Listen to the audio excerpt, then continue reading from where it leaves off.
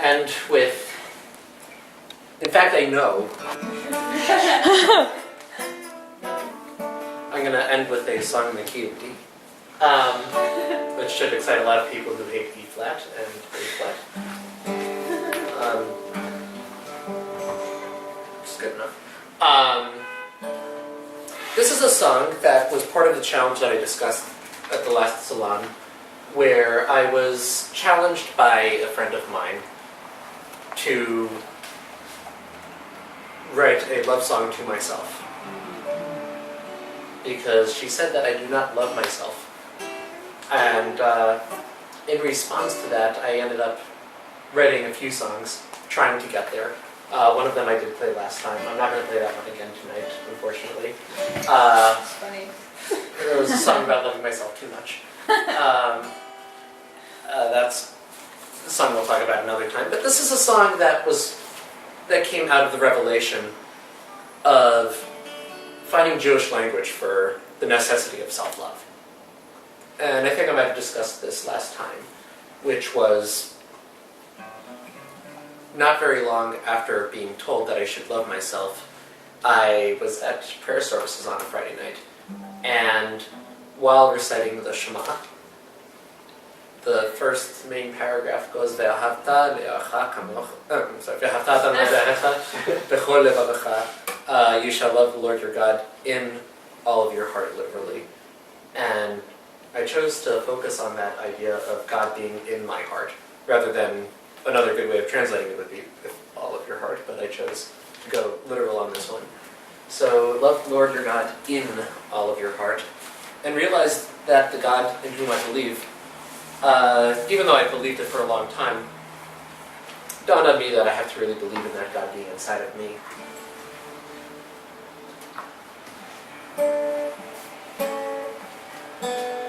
So this is sort of an interpretive translation of that first paragraph of the Shema.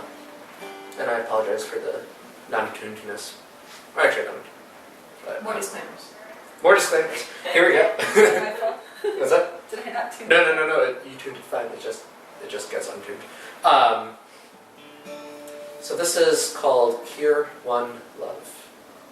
I will love myself with all my heart and all of my soul and all my power. Will love the name of being and becoming a better judge each hour. May all these things I see and hear connect me to a place inside my heart. May these words and thoughts remain eternal. May they never part. Here, straight, crooked, noble, dusty angel, wrestling beneath the sun. Stern, compassionate, heavenly, earthly, being, changing, all of you are one.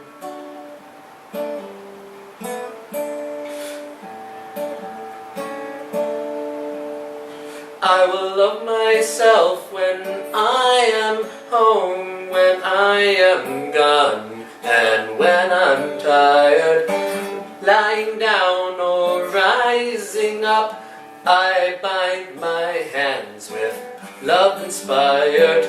Let my head think all these things and emanate them from my brow, and let my home be speak these words. May my walls and doors all take this vow. Here, straight, crooked, noble, dusty angel, wrestling beneath the sun. Stern, compassionate, heavenly, earthly, being,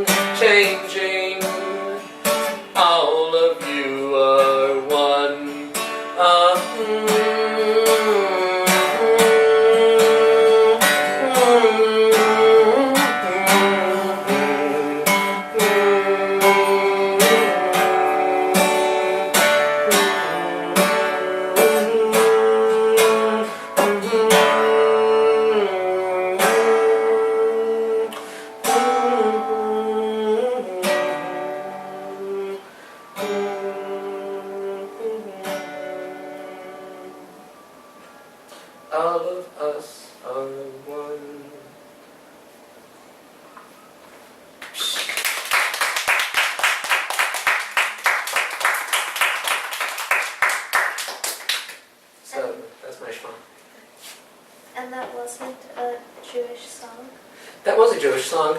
However, well, see, this is actually where well, no, okay. All my songs are Jewish because they are being given birth to by a Jewish person, as far as I'm concerned. However, this song sort of glides between, it sort of like sits on the fence between my secular identity as a humanist and my religious identity as a Jew, which are very similar in a certain level because I'm so much into Judaism all being metaphors and humanism being stupid. Because so, all of you is one. What's that? All of it is one. All of you is one. All of I is one. Right. All of us is one. All of Roni is one. Just Roni. No one else. Because he's a Kabbalist. But yeah, I mean, I guess this is a Jewish song, but it's also not a Jewish song in the same way that I am a Jewish musician as much as I think I'm not. Oh. Yeah. I thought when you first started, the first line sounded really heretical. I will love myself with all of my heart and all of my soul and all my power. That's what I got at the very beginning. And then you kept going.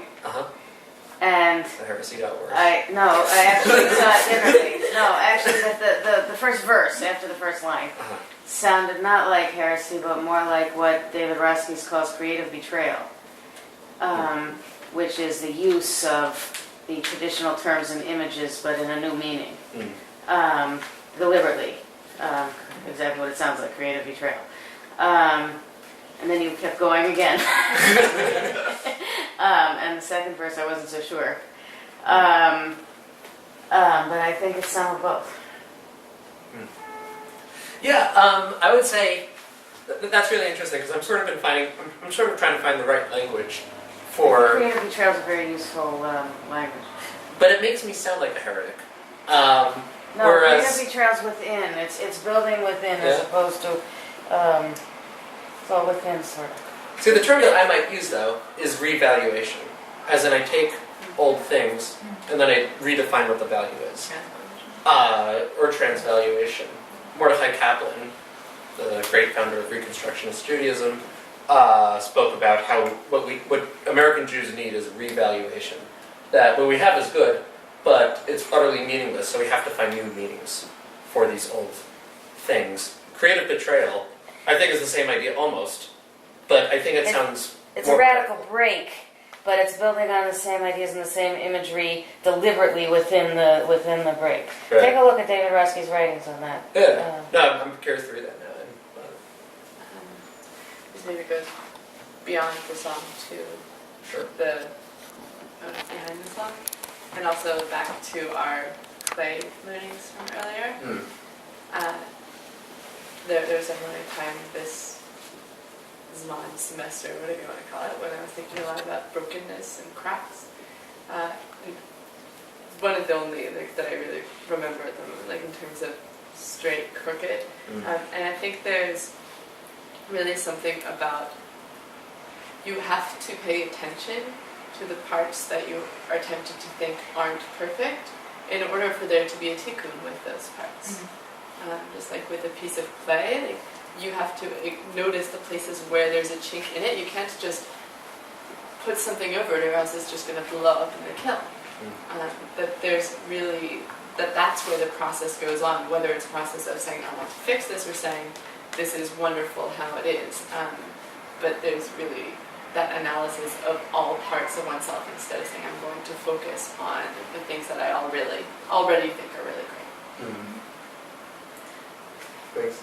I guess that, I think that that's very much what I see Jewish identity as, something that really changed my understanding of Judaism and who is a Jew and who is not a Jew. Is 2 years ago I heard Arthur Green speaking at a synagogue around here, and he talked about how his understanding of the word Yisrael is anyone who struggles with God, which made me reconsider who is a Jew, who is not a Jew. So here, straight, crooked, noble, dusty angel. These are all images of the way that I might translate Yisrael. Straight being Yeshurun, being sort of the straightened out character of Jacob, whom you only hear referenced like 2 times in the Torah.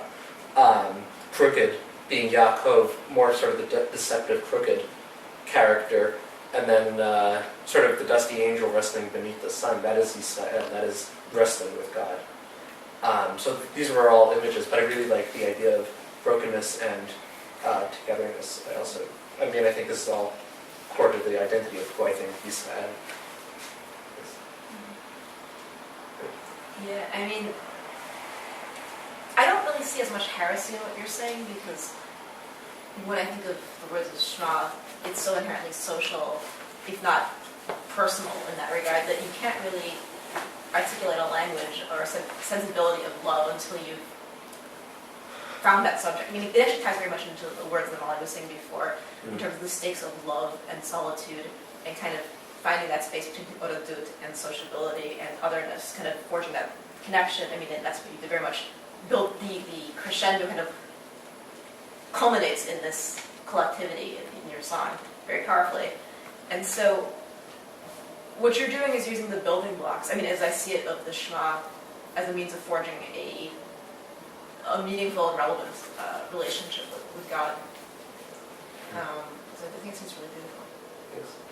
I mean, that's basically what I'm doing. I see all religions, or many religions, as a path towards understanding how to relate to the other and peacefully and lovingly. And it was important for me not to have the word God anywhere in this song, because I didn't want this to be about God. I wanted this to be God's message for humans. Right. Right. There's a line that actually, I always think of my Samara Bronfman, but I think of this one line in Shema, revelation I had about the Bet Mem in it is actually all the social human aspects of Jewish rituals, like Beit Midrash, Bar Mitzvah, Brit Milah, Birkat Hamazon. All like it kind of when they hit me, and it was that because what does Birkat Hamazon actually mean? You know, it's kind of redundant. You could have give it to your children, or you sharpen your children, or whatever that means. Did you come up with that? Yeah, no. It was one day I remember distinctly that summer sitting on a ledge by myself, kind of having this moment of very intense solitude. Because I needed, I'm a very introverted person, I needed a moment of just thinking and reining in. And I realized I had to connect meaningfully in this pluralistic way. And how are the ways that I can do this? And how are the ways that we do this? But your song kind of reminded me of that, you know, it's an inherently social process that starts with the self and with articulating a notion of loving selfhood. Okay.